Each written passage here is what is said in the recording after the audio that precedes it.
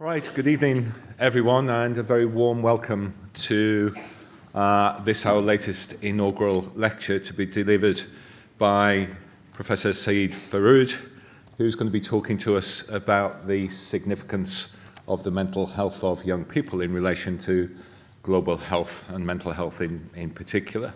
Clearly a topic that is at the heart of a lot of discussions, not just within universities but in society as well, so I'm sure we're in for a very fascinating evening. Saeed is Professor of Psychiatry and Public Mental Health here at Keele. And he actually completed his medical education at Peshawar University in Pakistan. He was selected for an overseas doctoral training scheme funded and supported by the Royal College of Psychiatrists, and that was in 1991. And he completed his higher training in 1995 and then moved back to Pakistan. There he led the development of psychiatric services in Peshawar, which borders on Afghanistan, and he did that for more than 15 years.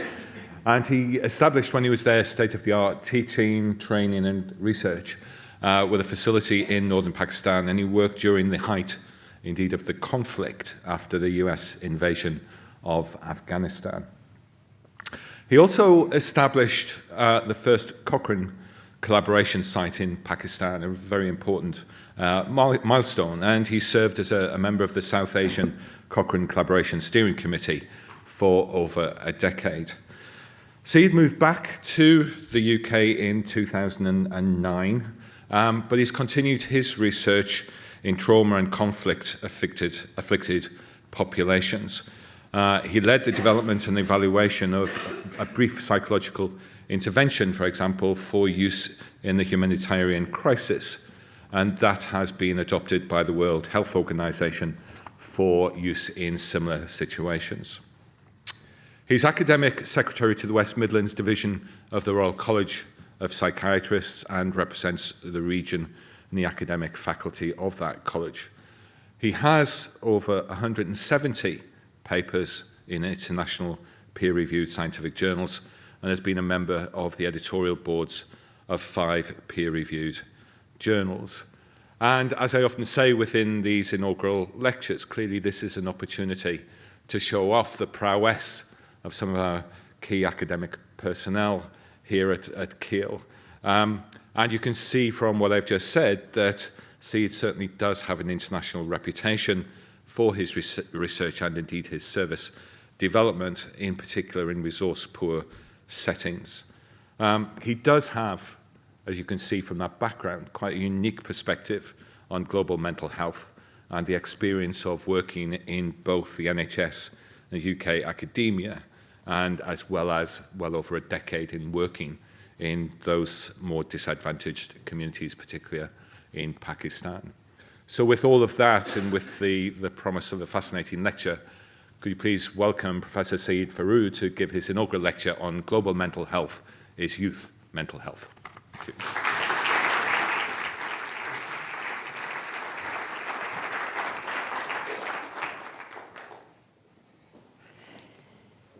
Okay.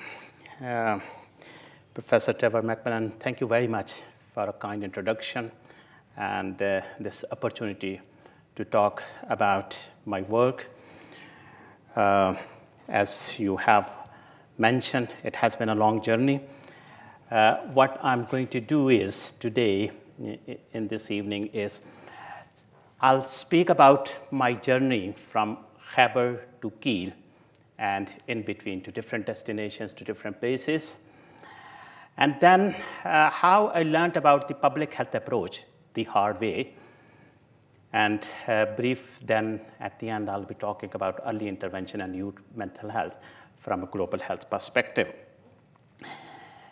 As just mentioned by the Vice Chancellor, I started in Peshawar, and if you see, it just borders with Afghanistan and is the gateway to the Khyber Pass. And that geography has lived with me all along. After the graduation, I came to this building is the outpatients of the, at that time, Queen Elizabeth Hospital in Birmingham. So starting from the Khyber Pass, I came to the Queen Elizabeth Hospital, Birmingham, way back in early 90s. And my career and the academic journey has been as tortuous as the Khyber Pass looks over here. And during those 4 or 5 years when I trained in Birmingham, I did quite a few things and worked with very nice colleagues. And at the end of my training, there were quite a few things, but the 2 things I remember are these 2 papers which I published on somatization at transculture. Because if you're working in Birmingham, working in a multi-ethnic population of Birmingham, you cannot escape the cross-cultural aspect. And this was just at the end of my training and one of the co-authors is Professor Femi Oibodi, my mentor. And this study, investigation of adequacy of psychiatric interview through conducted, at that time, this was the first empirical study of how to work through interpreters, because before that, it was mainly anecdotal reports, how the interpreters work, what are the problems, and we used a very unique methodology of standardizing and finding the errors, the problems which can occur. And of course, also published in Journal of Psychosomatic Research, which is a very highly regarded journal in the field. So after that, this was about 95, I decided to go back to Pakistan and start paying back as much as I could. And I joined what's called Lead Reading Hospital. And I started in a radiology building. And I'm not exaggerating. This is the radiology X-ray table. And the first building which was handed over to me was actually 4 rooms. 2 rooms actually had these tables lying over there because the radiology department had a completely state-of-the-art new building, and they left everything over there. And there was one bed. There was one bed on either side of this machine, is this table, and I was told that this is your ward, you start over here. Going fresh from UK with all those, and I knew. And this was my typical outpatients. About 50 patients to be seen in about 4 hours, no appointments, very hot. But we coped. We coped and started building up the department.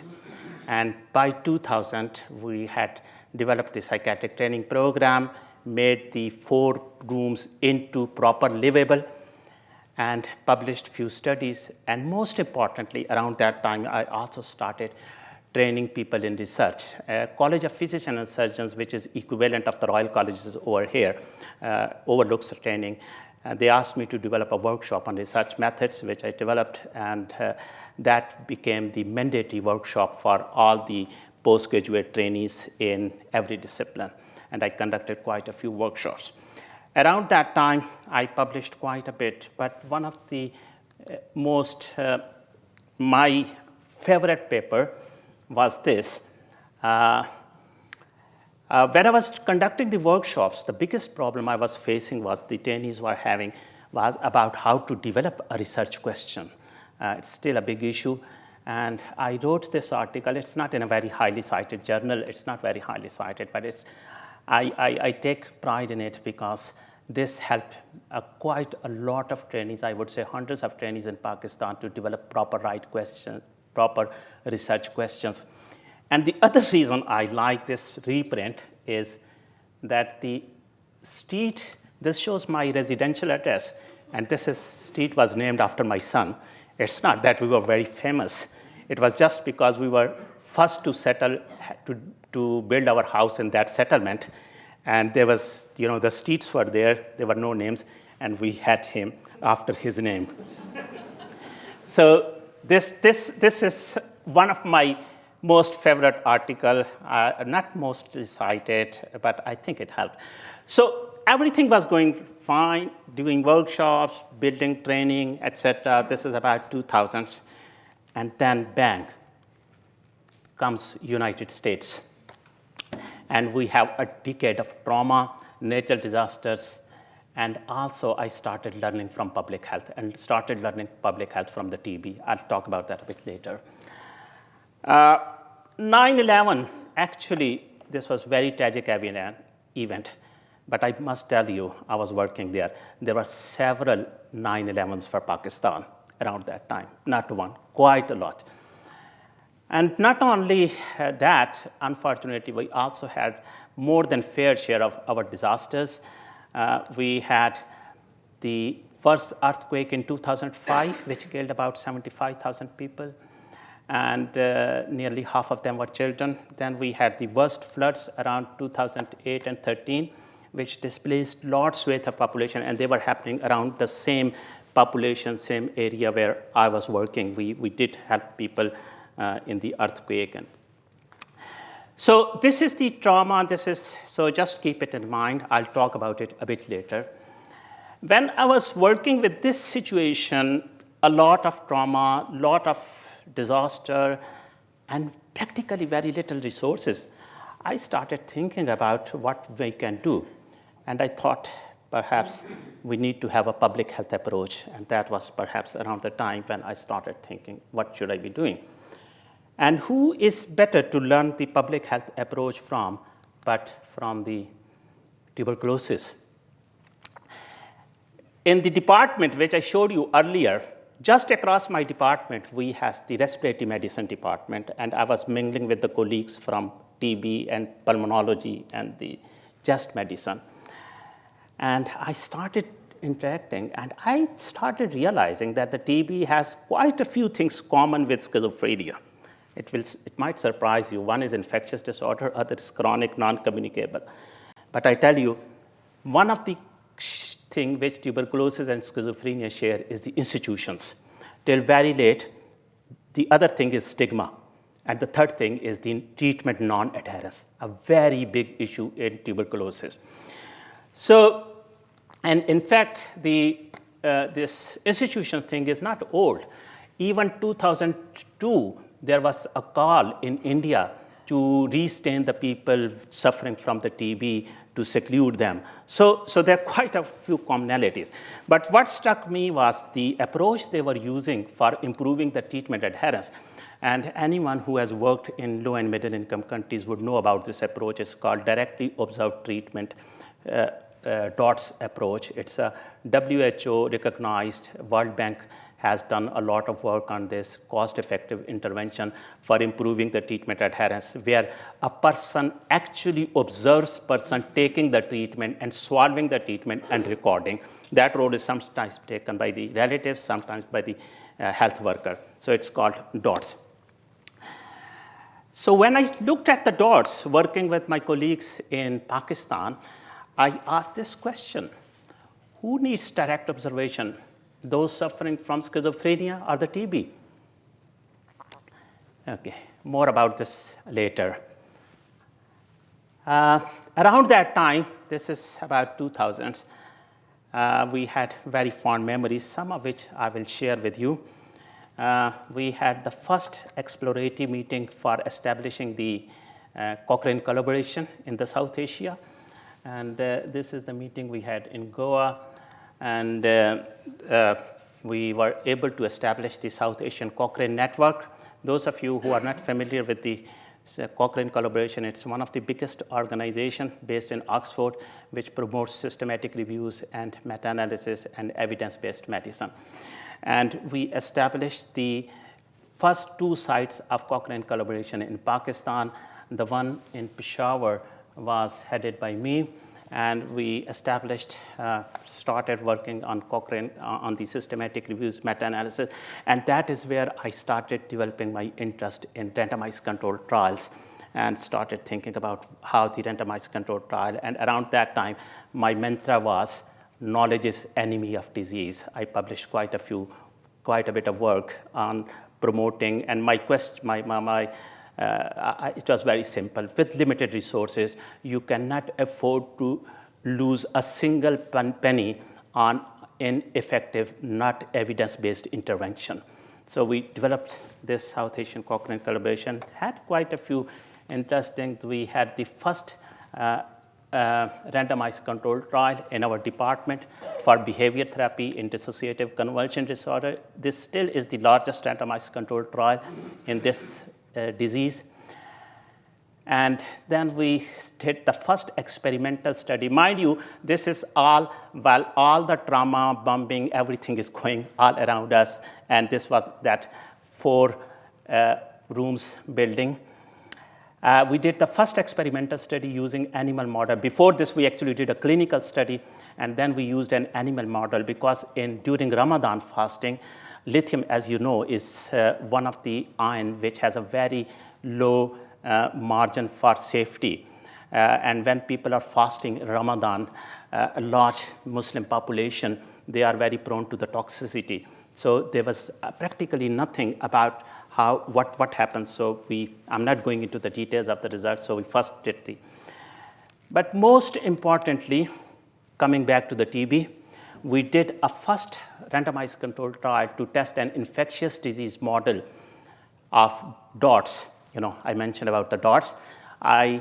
It was about 4 or 5 years work. I translated the whole approach of DOTS into what I call STOPS. Supervised treatment in outpatients for schizophrenia, taking the whole approach, developing the manuals, developing the training, and develop the approach. And this randomized controlled trial was published in 2011, British Journal of Psychiatry. And this is an image I show almost at every count. Mind you, this was 1 year follow-up at the end of the stops versus treatment as usual.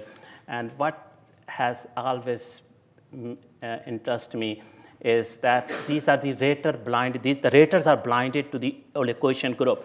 And this is the reduction in the symptoms, positive and negative symptom scale, and the stops group is doing better. What was fascinating for me after doing the analysis was that around the same time when the improvement started happening around about 3 months' time, this is the global assessment of functioning.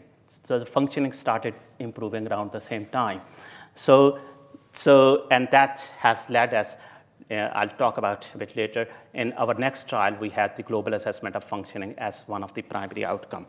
So this was some of the things we were doing around at that time.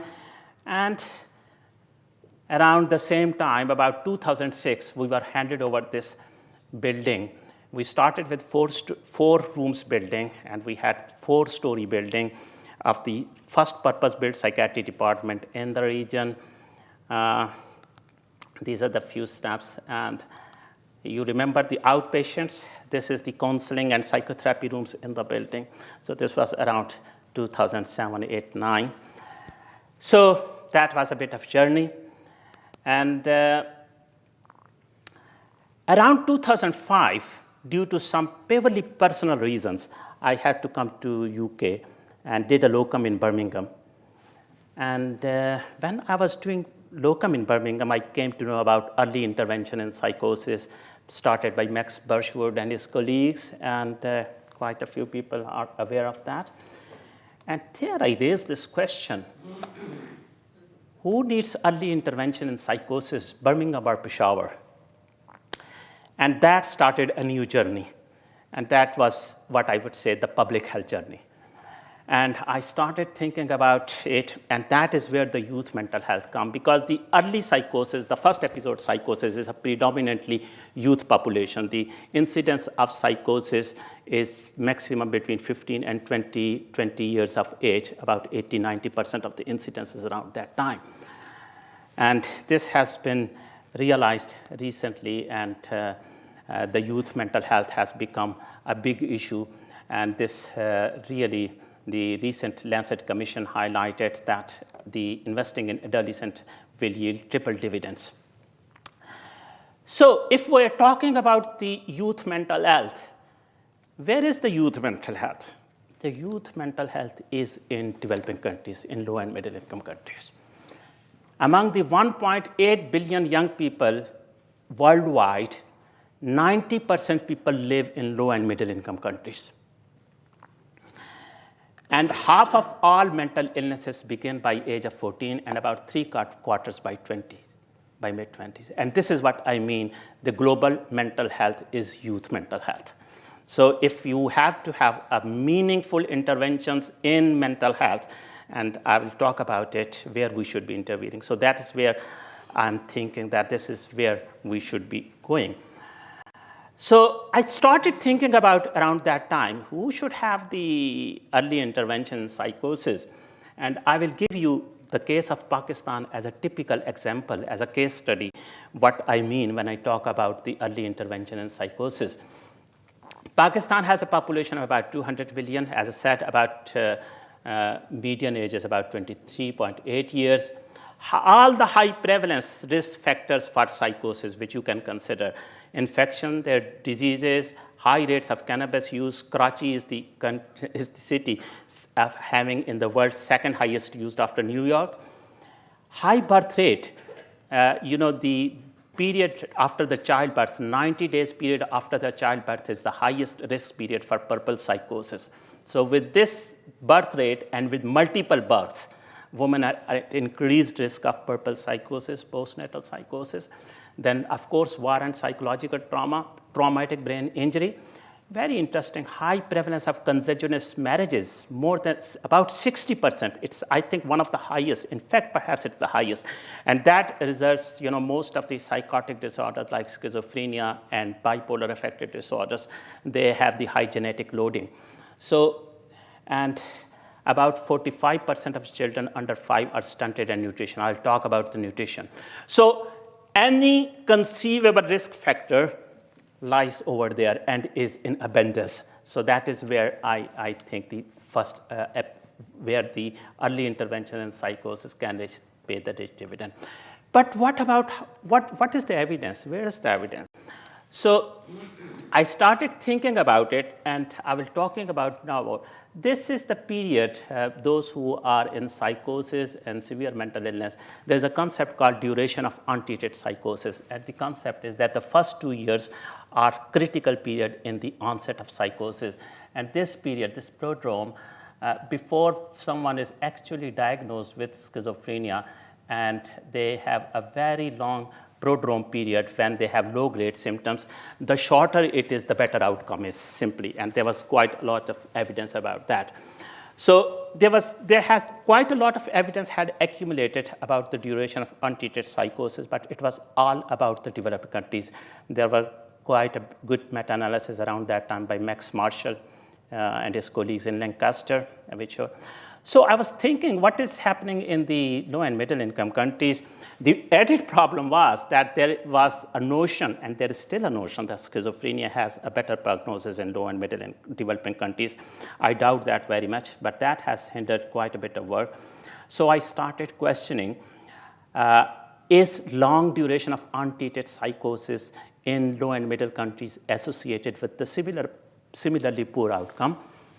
So we started work on that and accumulated all the studies looking at the DUP and the outcome, and published the first meta-analysis. And in fact, this remains the only meta-analysis of the duration of untreated psychosis and its outcome in the developing countries. And we showed that the longer DUP was negatively associated with degree of reduction in symptoms, disability, and in fact, there was also one study which showed that the longer duration of untreated psychosis was also associated with the higher mortality. Not only that, we did have another interesting study, again published in British Journal of Psychiatry, and we established the relationship between duration of untreated psychosis and the gross domestic product of the country. And what we did is, we had a database of all DUP studies, both from low and middle income countries, high income countries, and then took the GDP data from the IMF database, and we correlated, found the relationship, and what we showed, it's a lot of statistical analysis involved in this, and what we showed effectively was that the mean DUP in low and middle income countries was, first it was 132 weeks compared to 62 weeks. So the mean DUP in low and middle income countries was more than 2 years. So any likelihood of perhaps any good outcome is practically finished by that time. Those who are in psychosis would know that. While in the high-income countries, it was 62 weeks, so it's more than double. And at the same time, we also showed that in LAMI countries, all DUP falls by 6 weeks for every extra $1,000 GDP. So it was in some way linked to the economic factors, and perhaps the most plausible economic factor seems to be the lack of access to the treatment, which effectively increases the DUP. So these are just few of the works which I was doing, and then I proposed a model of early intervention in psychosis, published as a public health approach. And what I suggested is that early intervention for psychosis in low and middle income countries should be based on public health models that are currently being used for infectious and non-communicable disorders. And this was 2013. And I'm very glad to say that the World Psychiatric Association has established a task force for early intervention in psychosis in low and middle income countries. And the task force meeting is on Thursday, just the day after tomorrow, in Coventry. I think Professor Matthew Broom is here from Birmingham, yes, and he and quite a few other colleagues. So about 10 years journey, it looks like has had some impact. In fact, this is one of the documents included in the task force paper just published in the World Psychiatry. So that is around 2013, and then I had another challenge. I was working about 2013, 2012, I was working in Wolverhampton as a full-time consultant psychiatrist, doing all these things full-time, and just consultant psychiatrist. And Professor Atif Rahman from Liverpool approached me and asked whether you are interested in developing and testing a psychological intervention for trauma in Pakistan. How could I refuse? But will the NHS allow? No, why the NHS would fund me? And so I decided to take a full 1-year sabbatical and went back to Pakistan. This was Pakistan in about 2013. Just in Peshawar, there were 22 bump blasts in 9 months' time, and the Center Lady Reading Hospital, where I was working on this project, there was about 4 bump blasts just within 1 parameters, and it was just a matter of being at the wrong place at the wrong time. But thanks God we survived, and this was the team we were working, which developed and tested this psychological intervention. It's called PM+, Problem Management Plus. And in 2016, after doing the randomized control, translating, adopting, evaluating in the pilot, and then finally testing the intervention in a randomized control trial published in JAMA in 2016. And this is something which had quite a bit of impact. I think the WHO wrote a letter to Elaine Hay around that time to appreciate my role for work in this project, because at the expense of my personal security. But what is important for me, that the PM+ since then has become the standard approach, and it's not only being used in the low and middle income countries, it's being currently used by Horizon 2020 funding in the refugees coming from Syria in the European countries as well. So that was the 2013s, but I must say that it's not all doom and gloom. Things have improved quite a lot in Pakistan, and as you see, Pakistan has topped the travelers list of the best 2020 holiday destination. So you are most welcome to go. Things are much better now. Quite a nice place to work. Guess which is the second destination? It's this. Where is it? The second top destination in the top 10. This is Plymouth. Okay. So if you can't go to Pakistan, go to Plymouth. Okay. So things have improved. I'm still working over there. I'll talk about that later. And then after doing all this, I decided to come to the Staffordshire. And I would say for implementing the public mental health approach, starting as a clinician and start. So doing quite a few things now. The first thing we did is, one of the things is this global mental health approach. I think we have now become much more assertive. Previously, we were using the TB models, and now we are saying that there should be a global fund for treating the severe mental illness, just like that there is a global fund for fighting the AIDS and TB. So this is one of the things.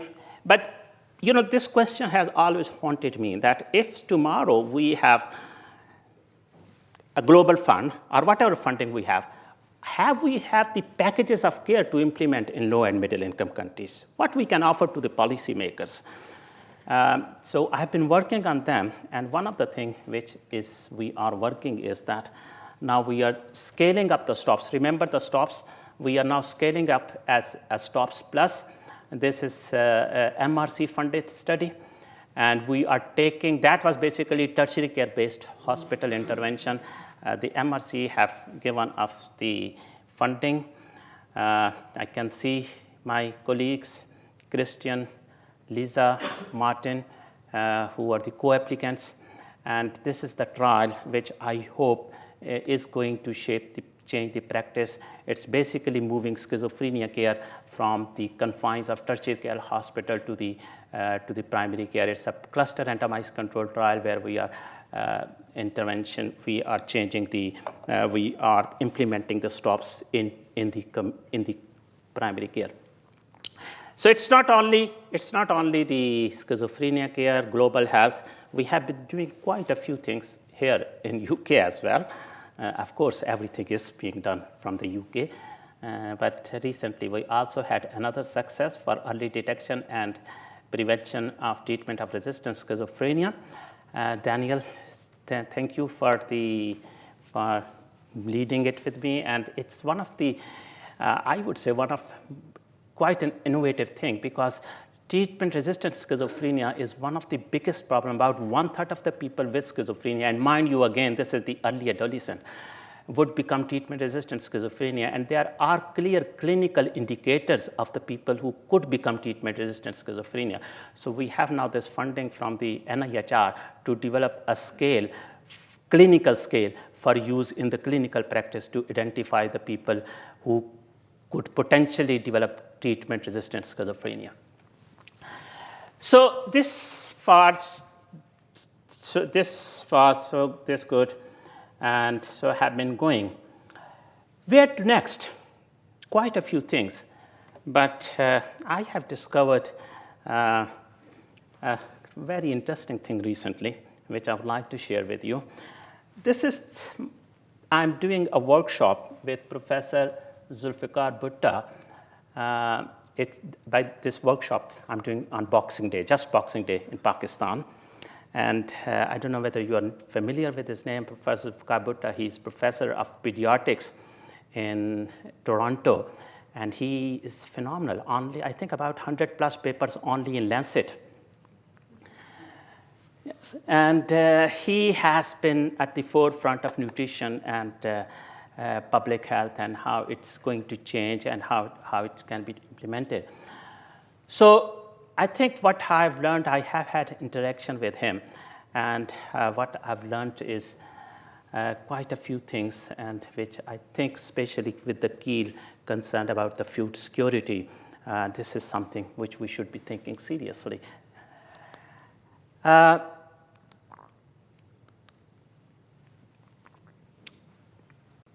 So I talked earlier about the critical period in the first episode psychosis, the first 2 years of the psychosis.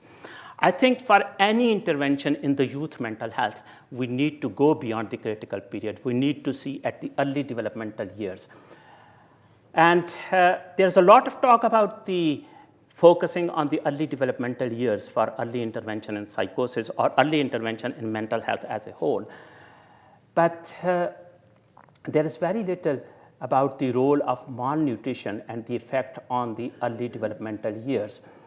And Butta's work has highlighted that the malnutrition in the first 1,000 days, right from the start of woman's pregnancy until the child's second birth, affects brain in crucial stages of development, and it has both short-term and the long-term effects.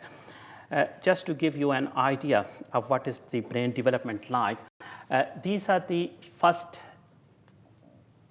1,000 days, starting right from the pregnancy, and most of the development in the brain, that is formation of new synapses, formation of in the receptive language area, in seeing, visual areas, auditory cortex, and most of these are the synaptogenesis, and most of the developmental activities are happening in the first 1,000 days of right from the conception to the first 2 years. So that comes about 1,000 days.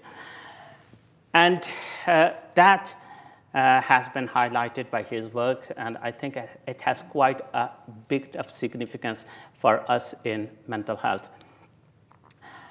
The work has shown, there are quite a lot of studies now, and they have shown that malnutrition in the first 1,000 days from conception to the child's second birth restricts the cognitive development and reduces the ability to learn. And not only that, the impact of malnutrition can decrease the gross domestic product between 2 and 11%. This is partly the result of impact on educational development as well as on physical productivity and health. So it's a very crucial area which perhaps as a mental health professionals we have not talked about or thought about. And again, his work has brilliantly shown that the origins of the malnutrition, the origins of the nutritional problems around that area lie in mother's malnutrition. This is a typical case, a mother having 3 young kids within very short space of time. And when the mother has the nutritional problems, it affects pregnancy, and then it affects the children, and then, of course, it has all those consequences about which I had talked. And considering that nutrition, again, I'm stressing, there is a lot of talk about the early developmental issues, childhood abuse, violence, etc. But nutrition is, I think, is one of the things which can perhaps be easily addressed, relatively easily addressed compared to many other psychological and social factors. So the challenge for us in people who are interested in the early intervention in psychosis or the early intervention in mental health is to work with the colleagues in pediatrics, in children, and in people in nutrition to understand. Most of the evidence so far is in the early years on the cognitive development. What are the effects on the lasting impairment beyond the cognitive development? What are the risks for psychosis, developing psychosis, or the other psychiatric disorders? How that can be impacted? The other most important aspect for us to understand is what are the scales and instruments that can effectively measure the impact of malnutrition and can easily incorporate it in large-scale epidemiological studies. Because anything to do with the mental health, the biggest challenge when the nutritionists go in the field, they have very simple, they would measure the abdomen, they would measure the arm, so scale. These are very easily implementable measures. Psychological measures are always difficult. So the challenge for us as a mental health professionals are to develop the routine measures which can be implemented in epidemiological studies like that. And then also what interventions can improve the nutritional as well as the developmental outcomes. So I think this is one of the challenges we are facing in future. And I think that is where the early intervention in psychosis, especially in the low and middle income countries, should be going. We should be working with the colleagues in other disciplines to understand that and work with them. So I think I can now conclude to say what I've learned in my journey is that we know a lot. It's not that we don't know. Even in the low and middle income countries, there was a systematic review and meta-analysis of, you will be surprised, of the psychotherapies used for low and middle income countries. There are 2 meta-analyses, and each meta-analysis included about 63 plus studies for low and middle income countries, and which showed the effectiveness of different approaches. It's not only that, we need to work with other disciplines. I think one of the things which has happened in UK and which I think has been a retrogressive step for psychiatry is that we have moved away from the general hospitals. We have moved away from our colleagues in like chest medicine, pulmonology, cardiology, and that has perhaps limited our own understanding. I was working in Wolverhampton in the Penn Hospital, and the nearest general hospital was about 5 miles away from us, and we have to call 999 for any medical emergency. So I think we need to work more closely with other disciplines to learn what they are doing, how these approaches can be adopted for the public mental health. We also need to develop the early developmental years, and adolescence are the crucial period for preventing mental illness and promoting the mental health. And I didn't talk about this, but we need to bring quite a few lessons back to UK. At the moment, NIHR, MRC, they are funding a lot of studies in low and middle income countries, a lot of funding for the global health, but I've yet to see what lessons have been brought to the UK. We need to have a concerted effort, especially in the current economic circumstances, in the situation. We need to know about that. So that's all I have to say, and in the end, I must say that I'm indebted to a lot of colleagues, friends, especially my friends at Let's Eating Hospital in Peshawar, who worked with me in one of the toughest time, and patients and families. I can't name my colleagues here at Kiel, at MPFT, and in Wolverhampton, which I think I worked as a consultant, but has helped in my induction back into the academic world in UK. So I can't name all of them, but I'm really indebted to them. Thank you very much.